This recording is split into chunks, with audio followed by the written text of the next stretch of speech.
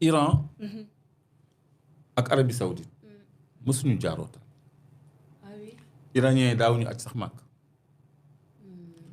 attaqué nañ fi sax enfin loolu jarul sax fàttali mais Poutine a eu la prouesse réunir leen pas longtemps ba ñu amorcé benn retrouvaille benn jàmm mais jàmm jooju yàqu na yaxeet gis nga ces communiqués là c'est des communiqués de peur Koweït Qatar lan lañ ci wax mu ngi woote pour apaisement. parce que ñoom instant yi dañoo crainte ay représailles parce que base militaire américaine yi nekk foofu aussi. voilà léegi foofu rek laa bëggoon ñëw parce que le Qatar abrite la plus importante la plus grande base militaire américaine. oui. waaw yow nga abrité la plus importante base américaine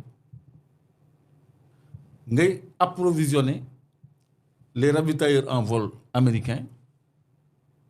Arabie Saoudite base aérienne bi fa américains yi am fàtte naa sax turu base aérienne boobu mais fa la israéliens yi di décoller pour attaquer Iran. Iran xam loolu bu doon waaj a defal interview en direct les pilotes capturés pour ñu woon yan pays lañ doon collaborer fan lañ doon décoller fan lañ doon ravitailler woo fan lañ doon armé woo yooyu yëpp mais loolu yëpp da koo jaratul léegi c'est clair li wóor ba wóor mooy Qatar dëkku jàmm la dëkku paix la defal nañ seen dëkk ba mu rafet gis nga Israël ni mu rafetee woon est-ce que gis nga Israël ni mu rafetee woon Tel Aviv ni mu meloon. si j'ai vu. tu as vu les ruines maintenant. même Palestine dafa rafetoon Clédor. waaw je sais pas pourquoi ils ont détruit vraiment le pays. c'est les Israéliens qui ont détruit la Palestine. qui ont réduit en ruine la Palestine. moo tax à leur tour ils sont réduits en ruine.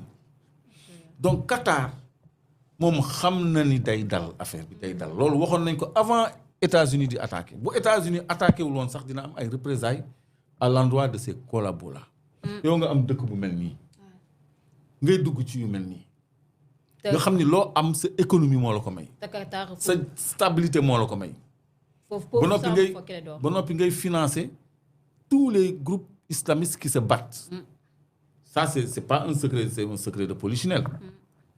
alors léegi Qatar Arabie Saoudite Jordanie. Yémen non Yémen. allié la ñoom allié la ñoom il menace. non ñoom allié la ñoom ñoo yor beneen bunt bi ci géej. voilà. non yàlla moo mën. Yémen cas à part on va parler de ces trois Qatar ak Arabie Saoudite ak je pense la Turquie. non pas la Turquie Turquie nekkul le monde arabe. Émirats arabes waaw Émirats arabes. donc ñoom dañoo defar seen dëkk ba mu rafet. voilà. jàmm la ñu mës a xam bomb musul tàkk ci dëkk yi. waaw léegi nag leur ville n'est pas menacée mais base bi États-Unis nekk ku fa jege na toxu ci wala mu dem feneen. foofu moom dinañ ko attaquer parce que ils ont coopéré avec l'ennemi en tant que pays musulman. parce que damay dégg un faux débat ñu naan sunnites yi jàppale wuñu Iran parce que iraniens yi c'est des chiites kooku ça doit pas être la position d'un musulman. Un musulman, qu'il soit chiite, hanbalite, malikite ou autre, c'est un musulman.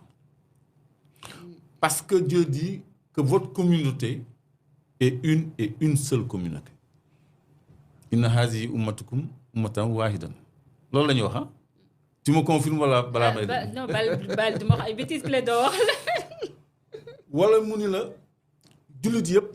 nañu mooy ci benn buum te bañ a xaajali ko bañ a taqali ko loolu tout le temps ñu xutba ko faxtasimu bi hablillahi jamii'an wala tafarraqu kon waroo indi affaire u sunnite ak affaire u chiite pour bañ a jàppale sa mbokk jullit bi nga xam ne dañ ko agressé kon loolu c'est un faux débat kon tey jii ñi nga xam ne dañoo am làkk bu leen boole parce que iraniens yi même bu ñu dee ay perse dañuy làkk arabe dañuy liggéey en arabe dañuy communiquer en arabe ñoo bokk seen diine ñoo bokk seen zone seen même région ay voisins lañu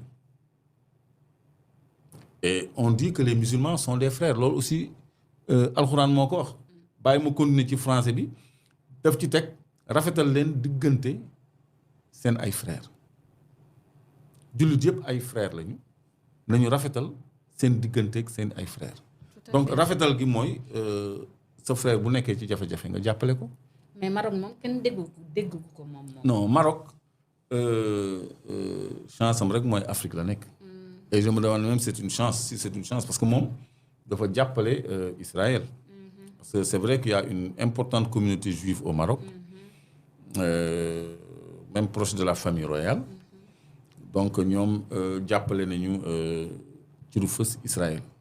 mais co-belligérance bii nga xam ne les pays arabes là def nañ ko liggéeyu ak États-Unis ak Israël surtout pour song Iran mais ils vont le payer cash. mais cette frénésie de communiquer pourquoi ñëpp di génnee communiquer xanaa Iran dara la Iran du dara non mais pourquoi communiquer yëpp Iran kon Israël amatul États-Unis amatul ñoo yor doole ji non. parce que fu mu toll nii les gens ñu ngi parler sax. mais nee nañu Iran amul ay capacité militaire xoolal gis nga xaw ma 3e guerre mondiale xaw ma mais gis nga Iran kese mën na régler problème am ba sore. maintenant su fekkee ni guerre bi dafa nar a continuer ay mois ci la ñuy xool ndax dina soxla alliance ci fourniture d'armement mais même pas parce que cette guerre ce ne sera pas une guerre des armées. Sur le plan terrestre wala sur le plan des hommes c'est une guerre technologique et scientifique maa ngi koy wax rek xoolal gisagoo benn soldat bu engagé wu Israël amul benn soldat iranien bu dem Israël amul benn soldat israélien bu dem Iran xanaa seen espion yi fa nekk di def ay sabotage mais ay missile kii moom dafa yàkkamti rek moom dafa liggéey armada bu bëri te amul ku mu xeexal. mais Clédor te kenn rek la soxla États-Unis kese la soxla. kii tamit Clédor kii duñ ko calmer. mais déggoo ñu ni la y a un communiqué qui dit. si. que y a des pays qui sont prêts à transférer leur arme atomique à l'Iran. Iran fi mu nekk nii mooy ki dékku États-Unis léegi booy bi nag moom pare na pour jox ko bagage. booy bi de moom nañ ko calmer de. moom affaire am yëpp moom xam nga moom bés bouton rek la yàkkam. moom da koy fooyee sax Clédor. te États-Unis moom la ñuy muslu nag de américains yi dafuñu de. non parce que ñii amuñu luñ ciy seet. ba noppi macha allah dañoo sakkan. donc tey jii Iran bu bëggoon ubbeeku am na possibilité kii am na possibilité Pakistan am na possibilité russe am na possibilité Chine léegi nag. Clédor Chine yaakaaruma ñu dugg ci de. dugg nañ ci ba pare. parce que indi nañu non pas en homme indi nañu ay logistique indi nañu arme. non la Chine va amener un avion ou des avions porte-drone. parce que Chine xam nga porte-drone il faut rappeler aussi que ñoom seen aspect économique la ñuy gën a gérer que fu mu toll nii ay guerre ils n'en veulent pas. mais cette guerre elle est économique aussi ci benn côté. certes. xam nga porte-drone avion porte-drone. non xaw ma Clédor. lu bees tàq la. américains yi ñoom ñu ngi toll ci porte-avions. nga xam ne y a des hommes porte-drone avion bu mag la SSUAV. ñoom moom bi chinois yi waaw 1 millier de drones lay yeb.